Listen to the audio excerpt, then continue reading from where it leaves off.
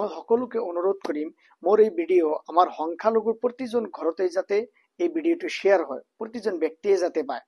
সৰ্বপ্ৰথমে আমাৰ সংখ্যালঘু শিক্ষিত যুৱক যুৱতী আৰু ইণ্টেলেকচুৱেল পাৰ্চনেলিটি সকলক মই অনুৰোধ কৰিব বিচাৰিম, আমাৰ যিটো নাগৰিকত্ব সমস্যা, detention camp, D voter, foreigner বা বিদেশী বা সকলো ডকুমেণ্ট থকাৰ পিছত যি সমস্যা, এইটো ৰাজনৈতিক সমস্যা, আমি সকলোৱে জানো। আৰু এই সমস্যাৰ সমাধান আমি ৰাজনৈতিক হিচাপে কৰিব লাগিব, এইটোও আমি জানো। অৰ্থাৎ আমাৰ ভাষাৰ এষাৰ কথা আছে, কাটা দিয়ে কাটা তুলন লাগব। আমি 78 ইয়াৰ্স ধৰি বিভিন্ন দলক, কংগ্ৰেছক হওক, আপোনাৰ UDF হওক, আপোনাৰ ৰাইজৰ দলক হওক বা BPF হওক, বিভিন্ন সময়ত বিভিন্ন পাৰ্টিক ভোট দি আছো আমাৰ মানুহে।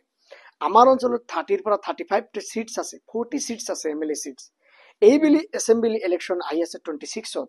যি পাৰ্টিয়ে আমাক লিখিত হিচাপে ইস্তাহাৰত কব, স্লোগান দিব বা এই নাগৰিকত্ব যি সংখ্যালঘুৰ এটা সমস্যা, এই সমস্যা স্থায়ীভাৱে সমাধান কাৰণে প্ৰতিশ্ৰুতি দিব বা প্লাছ ইস্তাহাৰত কব বা লিখিত হিচাপে কব, জনাব বা প্লেনিংটো জনাব, আমি সকলোৱে মিলি জুলি আমি সকলো মুছলমানে, মই ভাবো যিয়ে পাৰ্টি নহওক, কংগ্ৰেছেই হওক, UDF হওক, ৰাইজৰ দলেই হওক, BPF হওক, AGP হওক, যিয়ে নহওক কিয়, যদি সমাধানৰ কাৰণে কিবা স্থায়ী প্লেনিং যদি কৰে, আমি সকলোৱে মিলি জুলি আমি জনমত এটা গঠন কৰিব লাগে। আমি সেই ব্যক্তিক এতিয়া জয়যুক্ত কৰাব লাগে আৰু এইটো সমস্যা সমাধান কৰিব লাগে।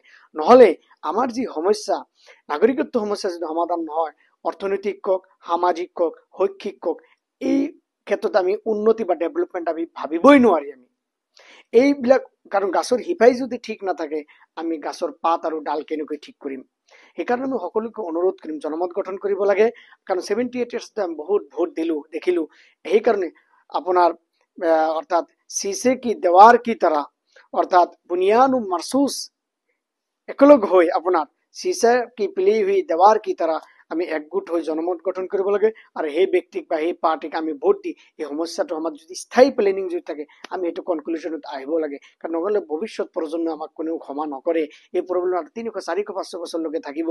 আজি খাইৰুল ইছলামৰ নিচিনা মানুহ শিক্ষক থকাৰ পিছতো আৰু ইয়াৰ লগত আৰু কিমানজন বৃদ্ধ মানুহক আপোনালোকে ডিটেনশ্যন কেম্পত লৈ গ'ল, কিমান হাৰাশাস্তি। মই সকলো MLA সকলক, পাৰ্টি সকলক মই অনুৰোধ কৰিম, এইটো মোৰ একটা বিনম্ৰ অনুৰোধ থাকিল। ইণ্টেলেকচুৱেল মুছলিম কমিউনিটি সকলক মোৰ এটা বিনম্ৰ অনুৰোধ থাকিল। মই এজন শিক্ষিত যুৱক, মই সেই কমিউনিটিৰ পৰা বিলং কৰোঁ, ষ্টেটৰ পৰা বিলং কৰোঁ, কাউন্ট্ৰিৰ পৰা বিলং কৰোঁ। মই সকলোকে অনুৰোধ কৰিম, আপোনালোকে বস্তুটো এবাৰ থিংকিং জনাব আপোনালোকৰ ৰায়।